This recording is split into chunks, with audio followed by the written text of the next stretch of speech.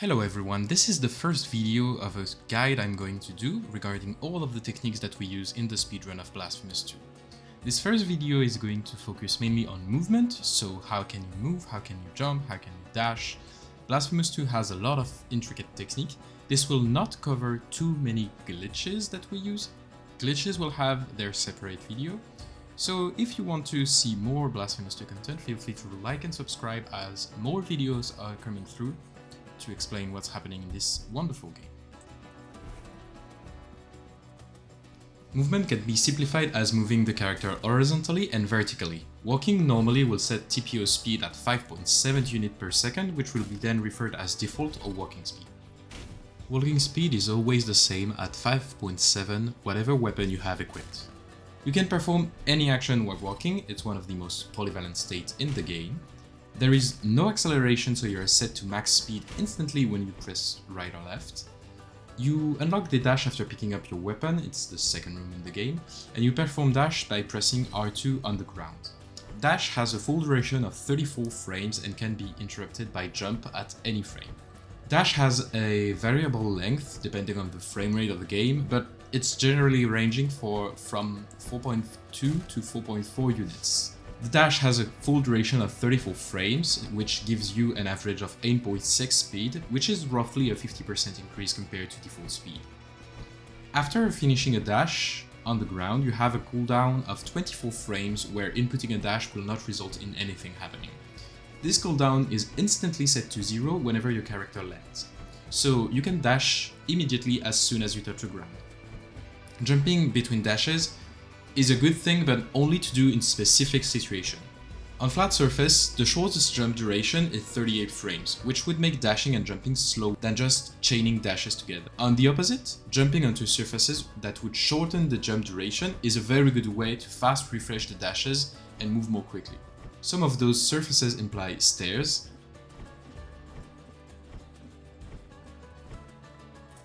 steeped platforms, and one-way platforms. There is a small glitch you can do by pressing jump and dash at exactly the same frame. It will result in the penitent one triggering the dash but staying completely in place. It's called a wave dash. It's useful when coupled with magic dash resonance as it allows you to spam it, but it's otherwise very niche and also very precise as a technique. It can be used with a lightning wave dash and briar wave dash, as you can see.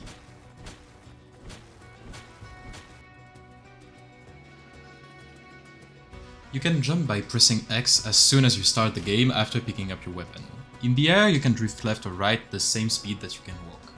Changing direction or initiating a drift is not as instant as starting a walk. You have a small acceleration that you need to go through. Changing direction in the air is slower than changing direction on the ground. You have access to two different jump heights called short hop and full hop respectively. Short hop is performed by tapping the jump button, and full hop is done by fully pressing it. A short hop on a flat surface gives you 1.4 height and lasts for 38 frames. A full hop on a flat surface gives you 2.2 height and lasts for 52 frames.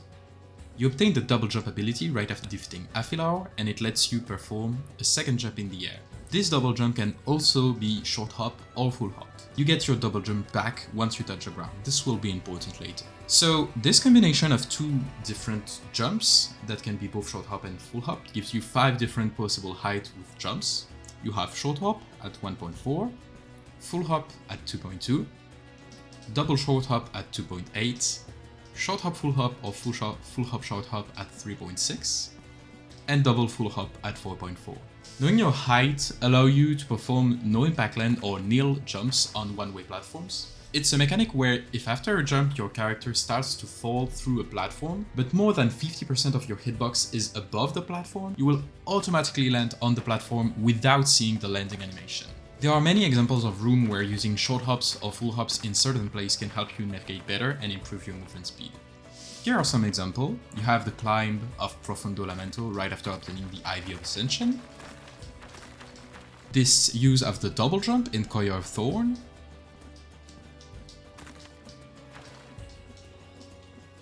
This room in Inverter Towers where you can use a double full hop after an Airdash to just avoid enemies.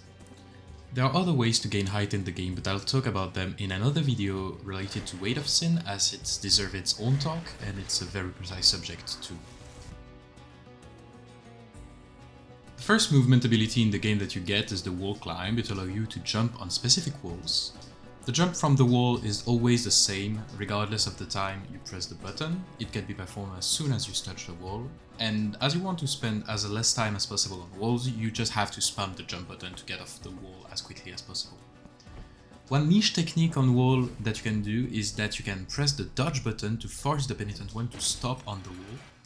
It can be useful in some rooms where you have to wait for some hazards to go by and you don't want to fall down.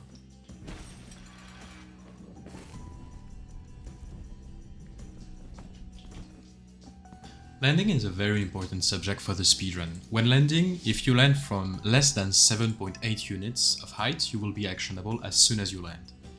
If you land from more than 7.8 units of height, you will enter the hardfall animation. Hardfall lasts for 24 frames, in which you cannot do anything. After then, you can cancel with a dash, a jump, or just a walk. Hardfall state can be completely cancelled if the dash is inputted the frame before you land. Doing so will make you immediately dash, cancelling any lag from the landing animation. This window can be extended a bit by getting hit during the way down. Hardfall can also be cancelled by doing a weapon swap. When you touch the ground, it makes you immediately actionable. It's a bit easier than regular hardfall cancel with the dash, but it's more consistent. When airborne, if the upper part of the penitent one is near a grabbable platform, you will perform a platform grab. This small animation lasts for 28 frames. Weapon swapping can cause a small glitch that can save you quite a good amount of time if done correctly throughout a full run. If you weapon swap in the first 6 frames of the animation of the ledge grab, you will teleport onto the platform after frame 6 of the animation. It will completely cancel the ledge grab animation and save about 20 frames of animation depending on your frame rate. If you don't want to grab the platform when moving around, attacking in the air prevents your character from grabbing anything. This is useful in the Street of Wake in different categories of the game.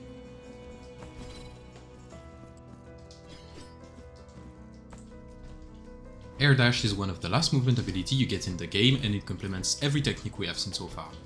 Airdash is done by pressing the dodge button while being in the air, and it resets as soon as you touch the ground. Airdash lasts for 28 frames and makes you move about 4 units, resulting in an 8.5 speed, so it's about 44% faster than walking, but it's a bit slower than dash. Remember that ground dash can be cancelled at any point with a jump, and air dash can be performed as soon as you are airborne, so chaining air dashes and ground dashes together is the best way to move in the game. Airdash forces the penitent one to be airborne for the whole duration of the dash, but going onto a slope makes the penitent one enter the grounded state, giving you back the double jump and the air dash. This is mostly used on upward slope to quickly chain air dashes together. However, this can also be done on downward slopes to perform the 2 Cathedral ladder skip and Susanna reverse entrance. How this glitch works is exactly what I explained earlier. You dash into the downward slope to force the game force you as grounded for 1 frame, and you get your double jump and your air dash back. You then double jump to gain height and repeat the process until you can reach the ladder. You can use the air dash to boost through blue chains. If you use a verse, however, before going through the blue chain, you'll perform a verse boost and keep the dash speed for a little longer. This trick only saves a few frames and can be bypassed by doing platform warps in the specific spot we use it in the runs. This has been patched in the current version of the game. You can also input a Weight of Sin right before you go through the blue chain with a dash, and this will make you have the dash speed for the entire duration of the Weight of Sin animation. It's actually the fastest way to move in the game, however it doesn't have any use in the speedrun due to the requirements of the terrain. Airdash also allows you to clip onto a very specific part of some geometry, allowing for crazy skip in Crimson Rain and bypassing the need to get the science protection in NMG entirely. This trick is very precise and only required for world record runs, so don't worry too much about it for now.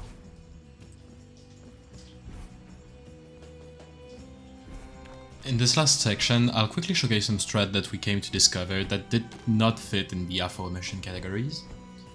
So, first, In the aqueduct, you'll often face this contraption of a collapsing platform and one tile gap.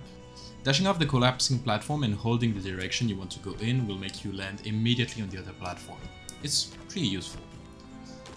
On the same subjects, dashing off platforms reset all your horizontal speed before starting to giving you drift, whereas walking off make you enter the airborne state more quickly and make you fall immediately. So it's usually better to end your dashes just before walking off platforms, but sometimes you still need to dash off a platform as it's part of a more important setup for like invulnerability management or something else.